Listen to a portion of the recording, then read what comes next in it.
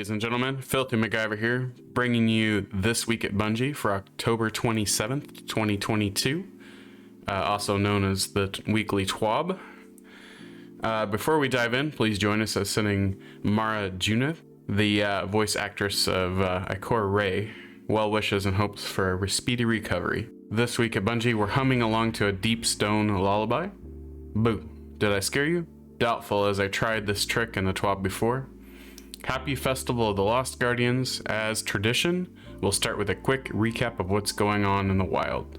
Headless ones are roaming lost sectors on the hunt for ghosts, but you already have taken up the task of cleaning house. Deep Stone crafting. Since the addition of weekly featured raids and dungeons for pinnacle drops, we've seen more players engaging with a variety of raid activities in Destiny 2. While an increase in power is always exciting, or even the fabled chance of a raid exotic, we're taking an opportunity next season to make your return trips to Beyond Light's Deep Stone Crypt even more enticing. Starting next season, legendary Deep Stone Crypt weapons can be crafted. Each encounter has a chance to drop a deep sight version of a raid weapon, and players may purchase one per week from the final chest after defeating Taniks. When Deep Stone Crypt is the featured raid of the week, encounter drops are uncapped. This means you can run a full raid and each encounter multiple times hunting for deep sight drops. When it comes to these weapons, there was quite a bit of excitement internally as the team started freshening up the perk pools. We've asked one of our resident sandbox experts, Senior Lead Design Chris Proctor, about their approach. Proctor. When updating perk pools on older weapons, our goal is to keep the most beloved combinations and drop the rest to make room for new perks. With Deep Stone Crypt specifically, we've looked for new perks that synergize well with the perks that originated with Deep Stone Crypt. Reconstruction, recombination, and redirection, i.e. new perk combinations could look like Reconstruction plus Focus Fury, or 4 times the Charm plus Redirection. We also took the opportunity to add perks to weapons that have never had them before. We've created quite a few new perks since Beyond Light shipped, and we're excited to see how many players mix and match for their builds. Here are some that I'm personally excited for. Heritage, Slug Shotgun, Reconstruction plus Focused Fury, Posterity Hand Cannon, Volt Shot plus Rampage, Trustee Scout Rifle, Rapid Hit plus Incandescent. Oh, and we took this opportunity to create a new origin trait for these weapons, Bray Inheritance. Wait, did Proctor just say that Reconstruction is going to be a crafted trait? Enhance? Owners of Beyond Light can start crafting these awesome raid weapons starting on December 6th, 2022. We'll see you in space next season, Guardians. Lightfall Crafting. With the excitement around upcoming Deep Stone crafting, we felt this would be a great opportunity to talk about some plans the team is eyeballing for the system overall. When crafting was introduced in the Witch Queen, we were very excited to see how players would engage with the feature. Having a direct path to acquiring a powerful perk or god roll can be a bit risky in a game like Destiny, but we're happy with how players are taking great advantage of what the system offers. That said, there are aspects that the team is looking to address, not only to help address player feedback, but to improve crafting overall. First, let's start with some of the pain points that we'd like to address. Deep sight weapons are far too common, which leads to some confusion over the value and vault stress. To a new player, it can be difficult to understand which weapons are actually craftable. To an experienced player, deep sight weapons commonly end up in the vault simply for future currency, bringing more stress to inventory management. Deep sight weapons must be equipped for full currency extraction, causing friction with loadouts. The goal of this was so that players would try out weapons they normally wouldn't and to make currency feel earned. It is also somewhat of a byproduct of our original multi-currency perk system. While this is nice to have, we'd like for players to want to try new weapons for other reasons, not just to earn crafting currency. Farming an encounter like Shirochi is a very efficient method for leveling. While this can be fun for some, it is tedious and provides no useful benefits for the player or encounter. There are no methods for increasing a weapon's level outside of equipping it. As mentioned in our sandbox Q&A, crafted base raid weapons outclass adept raid weapons. We want to maintain the value of adept weapon reward drops from master raid content. To address these points, the team is actively working on some changes coming with Lightfall. While these changes are being developed, tested, and finalized, we wanted to share our list of goals and some strategies. Goal: reduce deep sight weapon hoarding. Strategy: introduce alternative ways to earn deep sight currencies. Note that this is not going to be full free-form crafting. In the near term, we do not want to give players a heads up. Starting in Lightfall, weapons that cannot be crafted will no longer drop with deep sight. This will help us achieve our goal of reducing deep sight weapon hoarding and help alleviate some stress on your vaults. Players who currently have these weapons in their inventory should complete their deep sight objectives and extract their resident elements before February 28th to avoid the loss of resident elements. Expect more details around the changes before Lightfall launches in February. Stadia and Destiny 2 update. With Google's recent announcement that Stadia will be shutting down soon, we've been working diligently to figure out a solution for our players on that platform.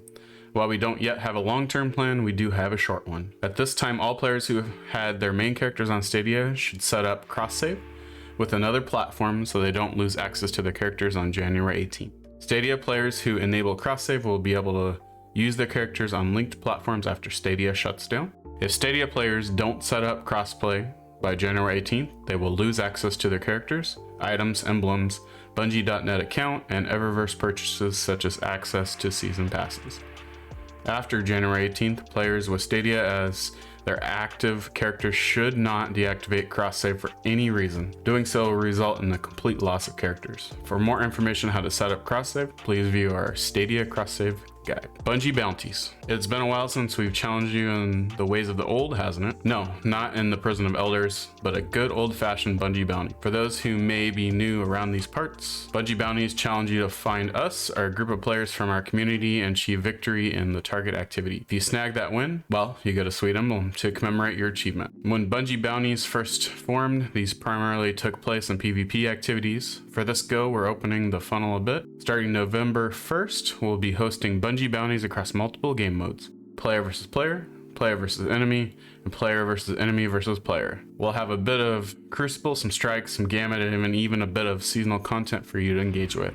Seeing as though it's still spooky season, we've even looking to have some bounties take place in haunted lost sectors. Your targets for this bounty? Well, you may recognize some of them. Since the release of Destiny, we've been graced by a group of community volunteers dedicated to helping players in need.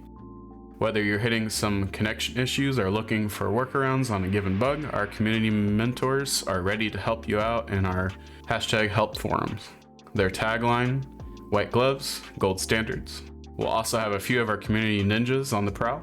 If you've never seen or heard of them, that's expected. They keep our forums clean by applying the banhammer where applicable. A few of them will be streaming for this bounty to help you on your hunt, while others will be running through activities solo and under the radar, matching whoever the win may bring to them. Now let's get on to the rules and schedule. Rules: players must match with a Bungie bounty target during their time slot and win or complete the match. If you are on the same team, you're tasked with helping our bounty achieve victory. If you're matched against them, you'll need to try your hardest to defeat them in battle. If this is a PvE activity, you must complete the activity to be eligible for the emblem. Note: habitually quitting activities during these bounty timeframes can result in disqualification. Leaving too many matches can also result in your account being suspended from activities. Schedule: we've got a bounty of participants from all around the world, so check the time zones to make sure you're hunting for them at appropriate times. I challenge you to a duel. Prime Gaming update. It's a wonderful time of the month. Here in the States, the leaves are falling, rain is a return, and I'm in search of my house for gloves to keep my hands warm. With our Prime Gaming Rewards update, we have a fun emote for you that includes a glove of sorts. Not for comfort, but to challenge your friends or enemies to a quick battle. If that battle goes sideways, well, don't worry, we've got a ghost for your resurrection and a ship and a sparrow for you to hightail it out of the fray. Crow deserves some candy. There have been some spooky bugs popping up with Festival of the Lost, spectral pages gone missing, deceased weapons rising from the grave, and more. Player support has the latest on what's been fixed and what we're still trying to exercise from the game. This is their report. Workarounds for converting pages. Players still have issues converting their spectral pages into manifested pages.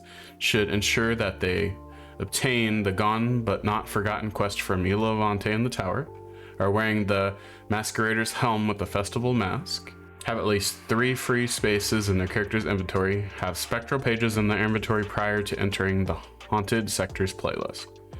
If spectral pages aren't converting to manifested pages after confirming the above, players may need to clear their console or PC game cache, complete a strike, obtain more spectral pages. Complete a Haunted Lost Sector.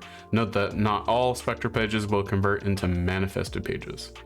Hotfix 6.2.5.2. Next Tuesday, November 1st, Destiny 2 Hotfix 6.2.5.2 will be released. View our Destiny server and update status page for maintenance times as well as the timeline below.